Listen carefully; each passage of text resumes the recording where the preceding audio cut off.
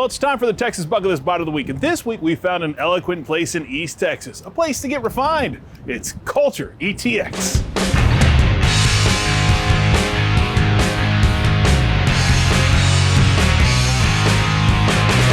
Chef Lance McWhorter can get a little eccentric from time to time. This is where we get artsy, right? His far-out food and loud way of life have been sort of a surprise for the town of Tyler.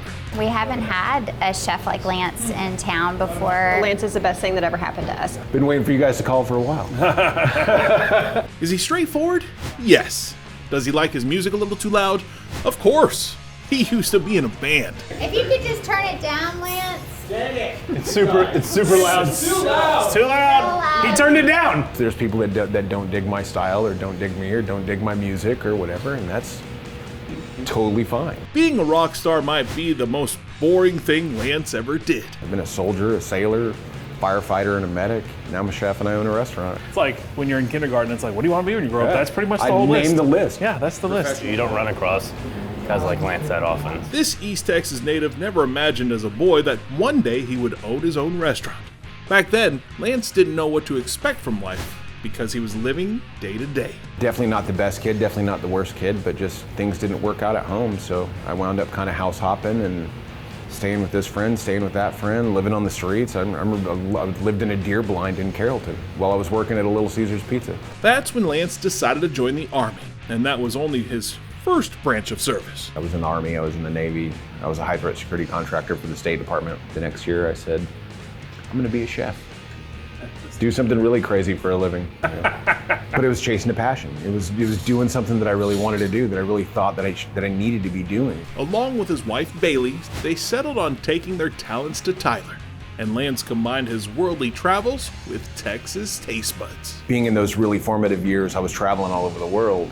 I think that's where I really kind of developed, that passion for different flavors and things that weren't necessarily what my East Texas grandma was cooking at home. His stuff is amazing. And it's cool. It's like nothing that's ever been here, really. It's like I wanted kind of high-end food, but I never wanted it to feel high-end. I wanted to feel like you're coming and having dinner at my house. Well, we couldn't wait to hear what extravagant dish Lance would be dishing out. And turns out to be a pork chop. Usually when mom says she's making you a pork chop, you're like, oh. Yes. But this isn't a boring boar dish. This little piggy has its own story. The entire pork chop dish is completely composed from something that really happened. When this little piggy came to market, it was raised on an East Texas farm in the forest, where it could roam freely amongst the shaded trees and cover itself in the rich soil.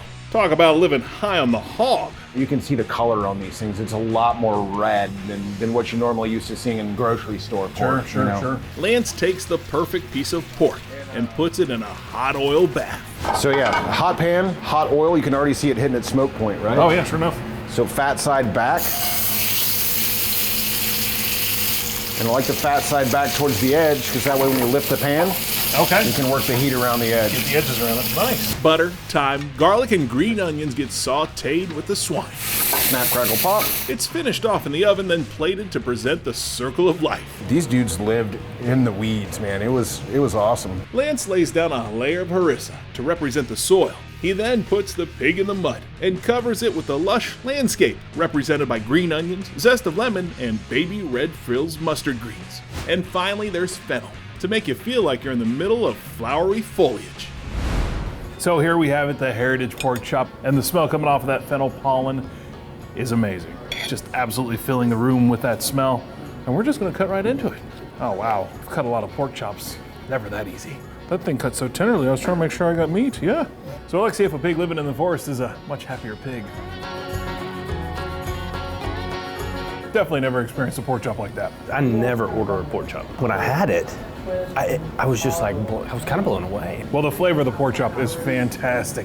The spice has an underlying tone, but then it also does hit you with a big bam.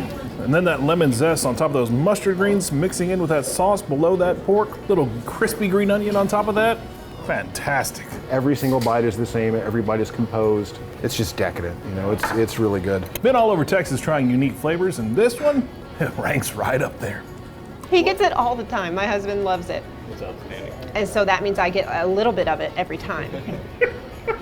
which is great. I'm happier than a pig in mud or pig in the forest. Works so well together, and it's great. If you're looking for a little culture in your cuisine, come into Culture ETX. That should be on your bucket list, because it's well worth a stop. You ate it, so you get it.